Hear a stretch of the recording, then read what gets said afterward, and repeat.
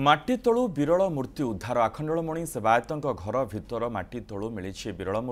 मूर्ति सह लक्षाधिक टंकार सुना अलंकार भी उद्धार होती घटना लोकलोचन को न आनी चपाई देवाक उद्यम चलुवा बेले मुह खोली उद्धार कर पंडित नरोत्तम मिश्र बाबा आखंडलमणि मंदिर निकट में सेवायत रवि नारायण मिश्र घरे किछि दिन पूर्व किछि अलौकिक घटना घटू से वेदाचार्य पंडित नरोत्तम मिश्र सह आलोचना करते निर्देश क्रमे सेवायतों घरे पूजापाठ होता होमयज्ञ करा घर भितर 6 फुट लंब और 6 फुट ओसार विशिष्ट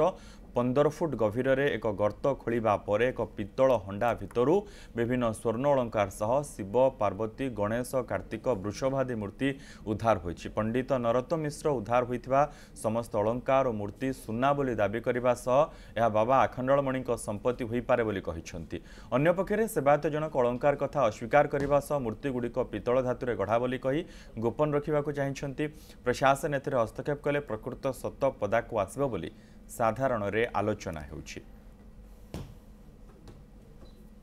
सरकारी नियम बाबद मु तो आउ एते ताकू जानी नहीं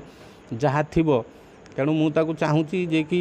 जेहेतु शैव पीठ पुरातन पीठ आमर बाबा आखंडलमणि तेणु ये प्राय तांकरी संपत्ति होई थाई पारे को जोगरु केतेबेले से अछि तेणु प्रशासन भी जदि चाहे तार प्रकृतर परीक्षा निरीक्षा करी ये जो ठाकुर मूर्ति बाहरी तार थैथान बा मंदिर को जदि भी डोनेट करा हुए भी भल समस्ते श्रद्धालु भक्त माने भी बाबा आखंडलमणिकर